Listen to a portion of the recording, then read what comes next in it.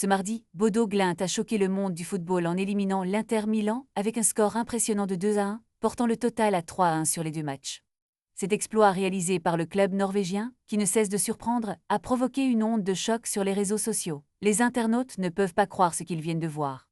Des messages de surpris et d'admiration fusent, des commentaires comme celui de Guillaume Daquet, qui parle d'un des plus grands exploits de l'histoire récente de la Ligue des Champions, illustrent l'ampleur de cette performance.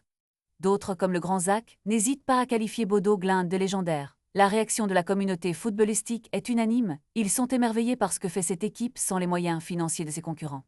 Avec une population de 55 000 habitants et un budget comparable à celui d'Angers, Bodo Glimt a réussi à battre des géants comme Manchester City et l'Atlético Madrid, prouvant ainsi que la passion et le travail d'équipe peuvent surpasser les considérations financières. Les témoignages continuent d'affluer, certains soulignant que la qualification de Bodo Glimt est une véritable source d'inspiration pour d'autres clubs.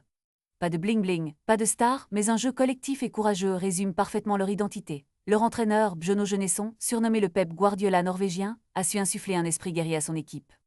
Les statistiques parlent d'elles-mêmes, plusieurs matchs nuls contre des clubs prestigieux, mais aussi des victoires éclatantes qui les ont propulsés au sommet.